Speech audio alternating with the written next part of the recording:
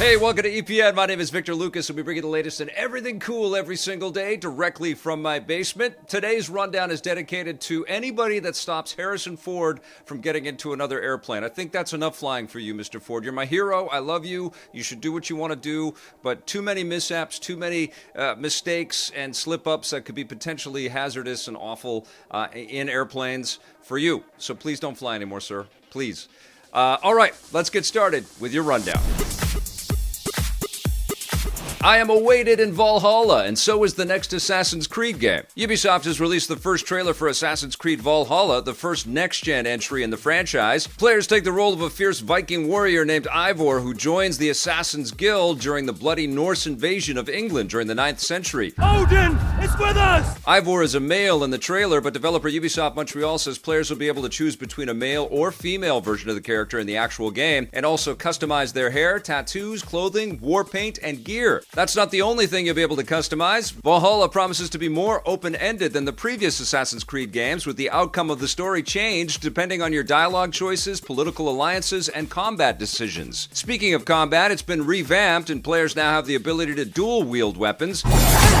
Assassin's Creed Valhalla is coming to the PC, PS4, and Xbox One, as well as the next-gen PS5 and Xbox Series X sometime this holiday season. Ubisoft hasn't named a precise release date, which might have something to do with the fact that the new consoles don't have firm release dates yet either.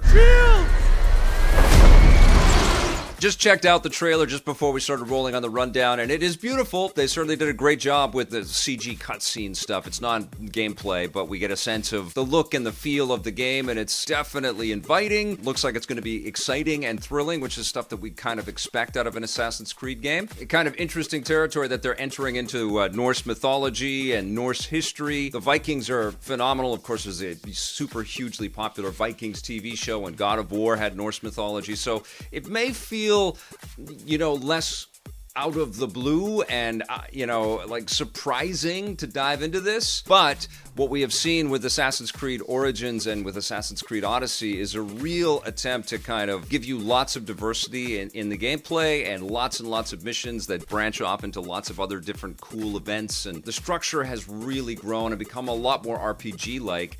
And to think of a massive open-world Viking RPG like what we're probably going to get out of this game seems incredibly enticing for me. I think we're going to see some awesome combat sequences, and it looks epic just from this teaser trailer, but we'll have to wait and see how the gameplay looks. And of course, just like all of you, I'm incredibly excited to see what the enhancements are going to be for the Xbox Series X and the PlayStation 5, to see how much different it's going to be. Good luck to UB Montreal. Surprise us, and also satisfy all of the diehards out there. If John Wick and Neo got into a fight, apparently Neo would win. The fourth John Wick movie has been delayed because Keanu Reeves needs more time to finish the fourth Matrix movie. That's according to John Wick 4 director Chad Stahelski, who also happened to be a stunt coordinator on the original Matrix films. He revealed the news while speaking with Collider, pointing out that John Wick 4 was slated to begin filming this month and hit theaters in May 2021. The problem is that Reeves was in the middle of filming the new Matrix when the pandemic broke out and halted production worldwide, so when production finally resumes, he'll have to finish the Matrix before he can move on to John Wick. There's no telling when either films will be finished, but Keanu is always worth the wait. Yes, he is. He is one of the best. He's always interesting in front of the camera, and I can't wait for both of these movies. Going to be very interested to see how they pivot away from the disappointing Matrix 3. Both of the Matrix sequels were somewhat disappointing and could have been collapsed into a better film. Still, an incredible, groundbreaking series of movies with unbelievable effects that still hold up to this day, and a very compelling story, especially as we have all become batteries looking at our cell phones all day long, and our data is just mined by all of these companies out there. Some very interesting, prescient ideas in the Matrix that are definitely, partially coming true in 2020. Dodge this. So yeah, absolutely excited to see The Matrix 4 and to see what the Wachowskis are able to do to wow us now. Whoa. Also can't wait to see Keanu in Cyberpunk 2077. We are about to enter another year of Keanu Reeves. And we've had so many the year of Keanu's, and we're about to get a whole new year of Keanu. I'm cool with that. I know Kung Fu.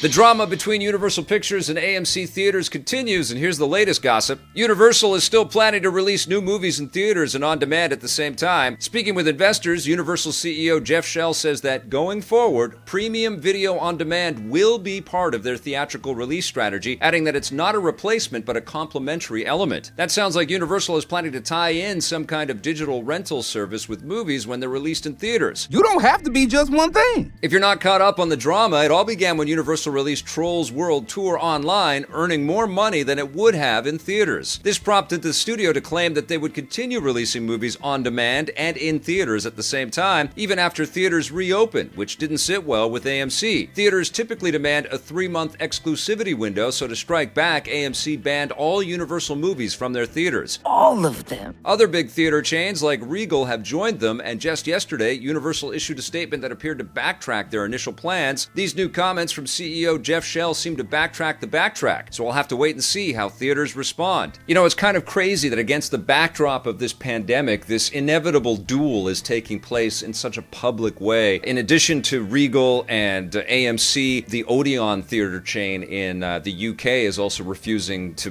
bring any Universal movies into their theaters, and that includes the James Bond movie, No Time to Die, coming out later this year. Come on, Bond. Where the hell are you? And it really is putting Universal into an interesting position here, and I guess the rest of the studios are watching as they become kind of a canary in the coal mine and try to figure out what is going to be the future for releasing movies. It's going to be a long time before people feel comfortable to go to the theaters. I mean, there's polling out there that I'm hearing on the news all the time, and people are like, I don't want to go until there's a vaccine. And the vaccines are a year to 18 months away is what we keep hearing. It's going to be a long time. So the studios who have fronted all the cost on these productions, they've paid for everything to get made. It just makes total sense for companies to figure out a new strategy to release some of these big first-run films with a premium kind of display. But maybe there's a way to cut in. Maybe there's a portion of film earnings that can go back to the theaters, and maybe some of the theaters can cut some of their take a little bit or give a little bit more for when movies go back to the theaters. Maybe there's a little bit of a renegotiation that happens there because people will want to go to theaters again. But you know what? There's got to be some kind of premium experience kind of thinking here. If we are paying money to go and sit in a place and then also sitting through a bunch of commercials and walking on sticky floors and all that stuff, the things that I complained about yesterday, people are going to have none of that. They're going to want to stay home and pop their own popcorn and watch something on their television screen. The proof in the pudding is the Trolls World Tour movie. I know that if Black Widow was premium video on demand, there'd be a lot of people renting that one. I know that if James Bond was there, people would be lining right up to, well, they wouldn't have to line up. That's the other thing. They would just come and watch it whenever they want to.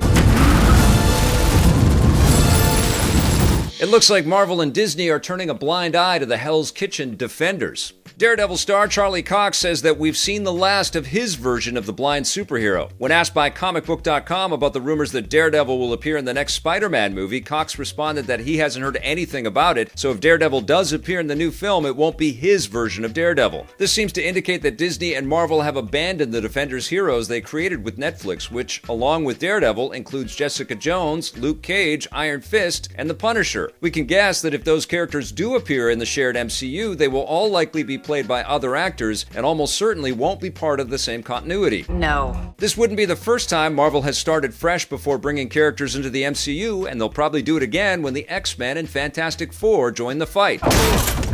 I think this is probably the right idea. I'm disappointed too. I think Charlie Cox did a great job as Daredevil, and I loved The Punisher. I thought Luke Cage was a great show, and Jessica Jones was great. Iron Fist sucked. But I feel like, yeah, let's make it exciting and fresh and brand new and surprise us with the casting on who the new Matt Murdock is going to be. I can't wait to see Daredevil in the MCU. He's one of my favorite Marvel characters. I love the Fantastic Four and I love the X-Men as well. So I'm super psyched to see, the fresh eyes and the new casting and the brand new ideas all integrated. And certainly, like, the MCU has just sort of graduated a bunch of people and they have kind of left that universe as well. So it's time to kind of open the doors to a bunch of fresh new faces, and maybe, I don't know, maybe we get a whole new standalone Daredevil movie. I would be totally down for that, as long as it was at the, you know, the quality bar of the recent Spider-Man or the recent Ant-Man stuff. I mean, that would be great. I would totally dig it. I, for one, though, would be very happy with all of the recasting stuff that's going on if Hugh Jackman said, yep, I'm going to strap on the claws again and I would be Wolverine in the MCU. I would be totally cool with that. I know Ryan Reynolds agrees with me on that one. The big screen Transformers franchise is transforming yet again. A new animated movie based on the robotic toy franchise is on the way. According to The Hollywood Reporter, Hasbro and Paramount's animation division have begun developing the new project with Toy Story 4 director Josh Cooley at the helm, along with Ant-Man screenwriters Andrew Barrer and Gabriel Ferrari. The new animated movie will take place before the events of the recent Michael Bay movies, so it won't be a continuation of the existing animated shows or cult classic 1986 animated film. Paramount and Hasbro have long wanted to expand the Transformers franchise with more spin-offs. The first one was the live-action Bumblebee, which hit Earth in 2018. I remember sitting with Johnny Millennium watching Bumblebee and that opening, and I could see him getting emotional. It was just because he's such a Transformers nut. He loves that stuff. I totally dig Transformers and I get why people love it, but I didn't watch the animated stuff. So my first real introduction to that world was through the Michael Bay movies, which have been like some of that stuff for sure. I really enjoyed Bumblebee though, and I really can see that there can be a lighter take on all of this stuff, and to think of a new, you know, state-of-the-art CG animated Transformers experience, that sounds incredible. Very excited for more, and I know that my bud Johnny Millennium feels the same way. All right, you guys, that's going to do it for our rundown today, and I've got a bit of an announcement. We are taking a bit of a break. I've got some stuff going on in the background that I have to deal with, so there's not going to be a rundown for a little while. I can't tell you when the rundown is going to be back just yet. I just want to thank everybody for all of your support and your comments. We know you love the rundown. We love making the rundown. But we've got some other things to take care of. And what I will say is that part of it has to do with COVID-19 for sure, and kind of readjusting and reassessing how we are doing our productions on this channel. We had the pandemic, we had a whole setup going at shooting at the Vancouver Film School, and then the pandemic came and it was like, go home and work from home, and we didn't really get set up for that. So I've got to take some time to kind of figure out what production means for Electric Playground, kind of going forward. But new content will be here. We'll have classic episodes running on the weekends for sure, and we're also going to be working on some other stuff for you as well. But we're going to be taking a little bit of a break as I try to figure some stuff out behind the scenes. Okay? But don't go anywhere, because EP ain't going anywhere. We'll see you soon. Thanks for watching, everybody, and play forever.